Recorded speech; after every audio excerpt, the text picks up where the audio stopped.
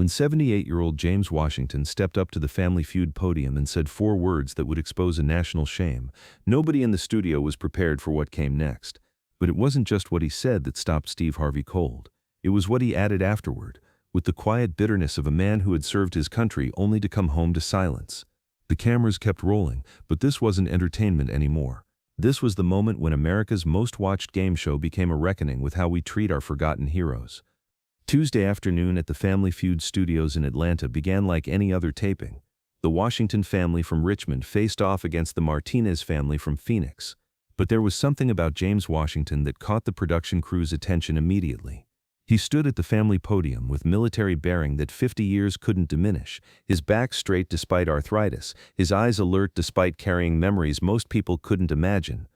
James Washington, 78 years old with silver hair cut in the same style he'd worn since basic training, wore a simple navy blue shirt that concealed the scars from shrapnel wounds across his chest. Next to him stood his daughter Patricia, 52, a social worker whose gentle demeanor belied the strength it had taken to help her father through decades of nightmares. His son David, 48, a teacher who had inherited his father's quiet dignity, kept one protective hand near James's shoulder. Completing the family was James's wife of 55 years, Dorothy, 75, whose love had been the anchor that kept James tethered to life when the darkness threatened to pull him under. What the studio audience couldn't see, couldn't know from James's composed exterior was the war that still raged inside him every single day. They couldn't know about the sleepless nights when helicopters in his dreams carried him back to Vietnamese jungles.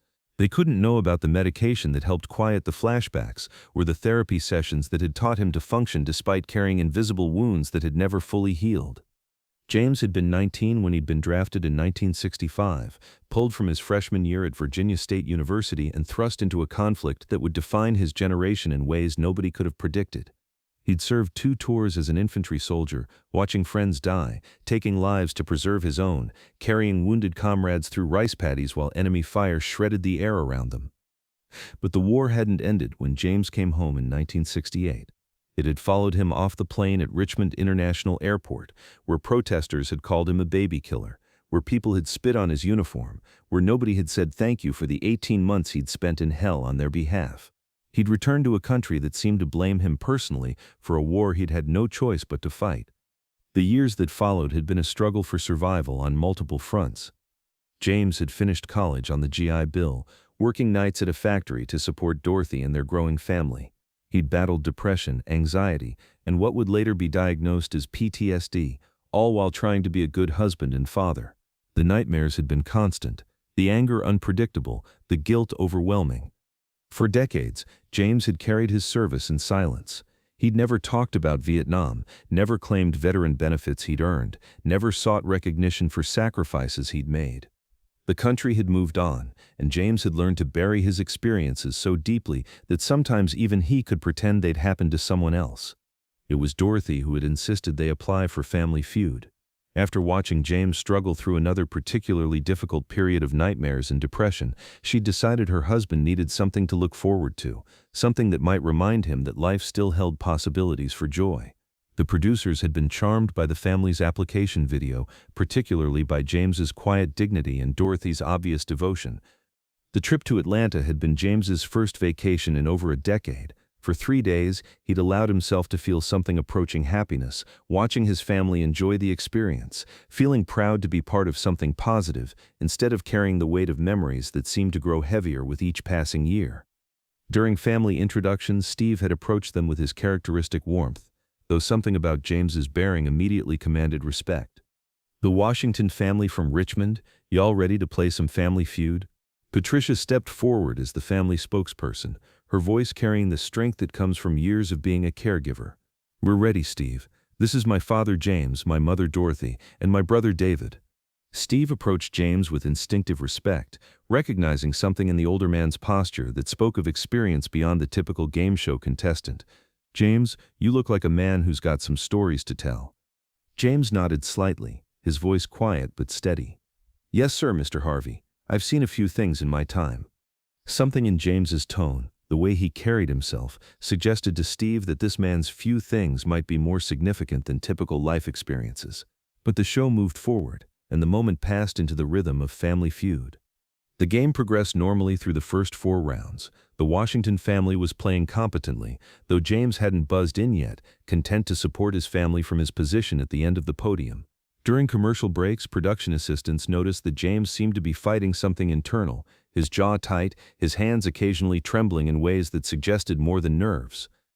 Dorothy would check on him frequently, squeezing his arm, whispering encouragements that spoke of decades of helping him through difficult moments.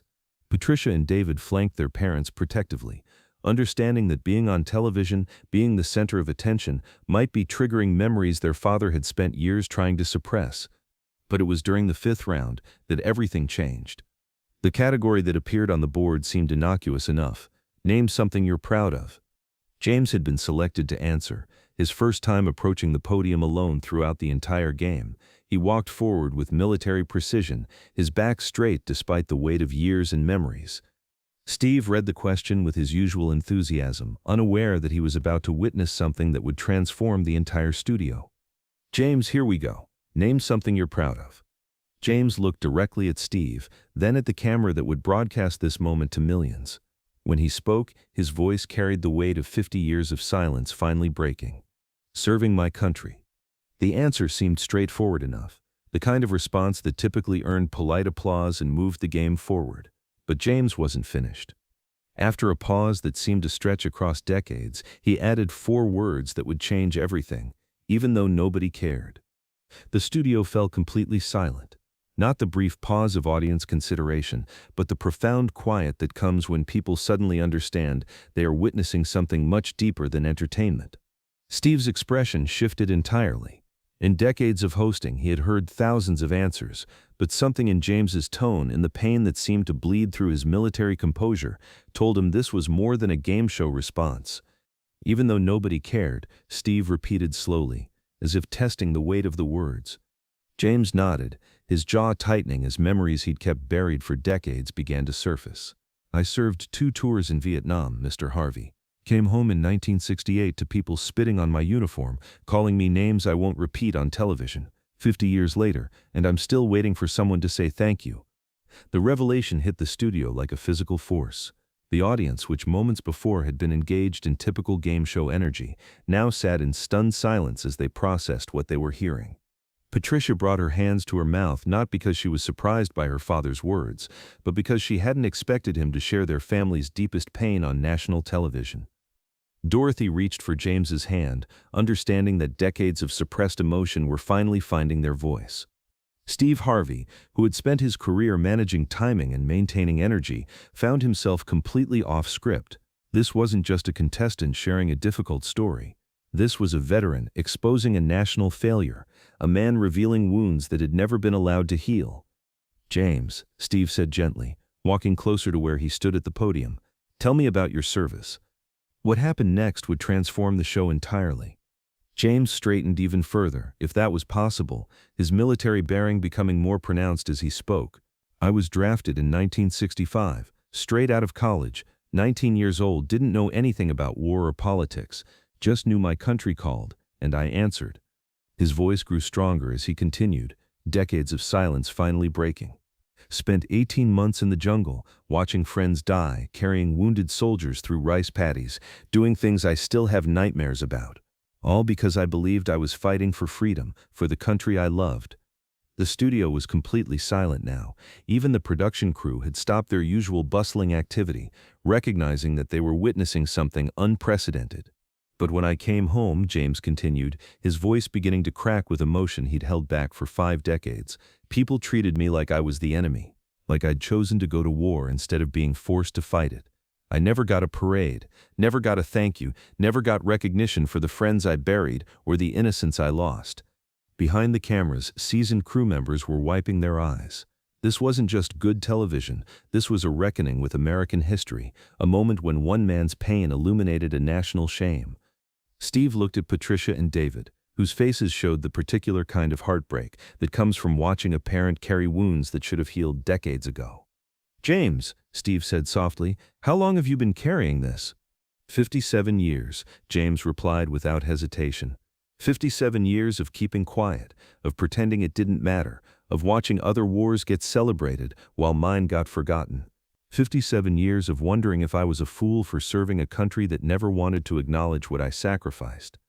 The profound honesty of that statement, delivered by a man who had spent more than half a century in emotional exile, left everyone in the studio speechless. Steve Harvey, who had hosted thousands of shows and met countless contestants, found himself facing something he had never encountered. This wasn't just a veteran sharing war stories. This was a man exposing the cost of a nation's failure to honor its commitments to those who serve. "Stop the clocks," Steve called out, his voice carrying across the studio with unprecedented authority. "Stop everything." The game show timers froze, the music cut out, the audience held its collective breath. Steve walked to the center of the stage, positioning himself so he could address the entire studio while staying close to James. "Ladies and gentlemen," Steve began, his voice carrying a gravity that transformed the atmosphere, "we just heard something that should shame every one of us. We just heard from a man who gave his youth, his innocence, and pieces of his soul to serve this country, and we failed him." He gestured toward James. "This man right here answered his country's call when he was 19 years old. He went to war not because he wanted to, but because America asked him to. And when he came home, instead of gratitude, he found hatred. Instead of healing, he found more wounds." The audience began to respond, but Steve wasn't finished. "James Washington," Steve said, turning to face him directly, "I need you to know something that this country should have told you 57 years ago. You are a hero, not because war is glorious, but because when your nation called, you answered. When your friends needed you, you showed up. When duty demanded sacrifice, you gave it." James was crying now, tears he'd been holding back for more than half a century finally finding their release. Steve walked closer to James, his voice growing more passionate. "And I need everyone in this studio, and everyone watching at home to understand something. This man doesn't need our pity. He needs our respect. He needs our gratitude. He needs us to acknowledge that we failed him, and we need to do better." Steve reached into his jacket pocket, but instead of pulling out his business card, he did something different. He reached for his American flag lapel pin, the one he wore to every taping. "James," he said, removing the pin from his own jacket, "this belongs to you, because you've earned the right to wear your country's symbol, even when your country didn't earn the right to your sacrifice." As Steve pinned the flag to James's shirt, something unprecedented happened. The entire studio audience rose spontaneously, not in prompted applause, but in recognition of something sacred. But Steve wasn't done.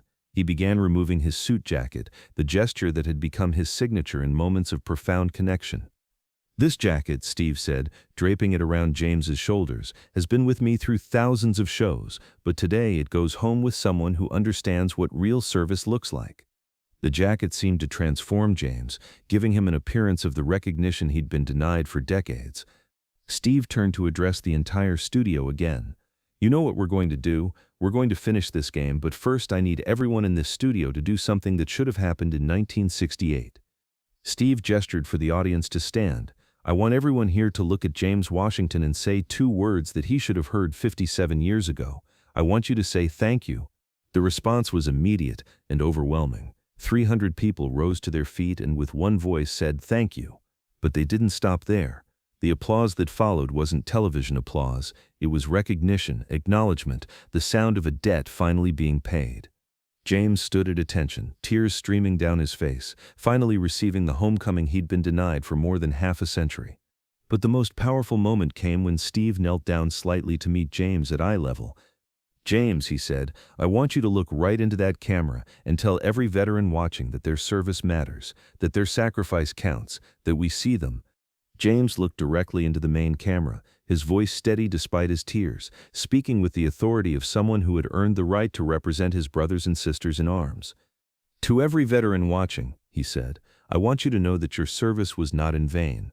We may not have gotten the welcome we deserved, but we served with honor. And to everyone else, I want you to understand that freedom isn't free. It's paid for by young men and women who answer the call, who serve in places you'll never see, who sacrifice in ways you'll never fully understand." The words hung in the air like a benediction. Behind the cameras, there wasn't a dry eye in the house. Crew members who had worked on hundreds of episodes found themselves profoundly moved by this veteran's dignity and strength. As the show concluded, something remarkable happened. Veterans in the studio audience began approaching James, not for autographs or photos, but to share their own stories of service without recognition, of sacrifice without acknowledgement. James's courage in speaking his truth had created a safe space for others to voice their own long-suppressed pain. One woman, tears streaming down her face, approached James with trembling hands. "My brother died in Vietnam," she said quietly. "He was 20 years old. Nobody ever thanked him either. Thank you for speaking for him today." A man in his 60s wearing a Vietnam veteran cap shook James's hand with fierce pride. "Welcome home, brother," he said. "Welcome home." The episode that aired 6 weeks later became one of the most impactful in Family Feud history.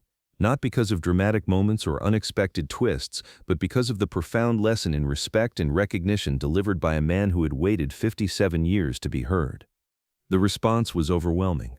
The show received over 500,000 messages from viewers, many from veterans sharing their own stories of service without recognition.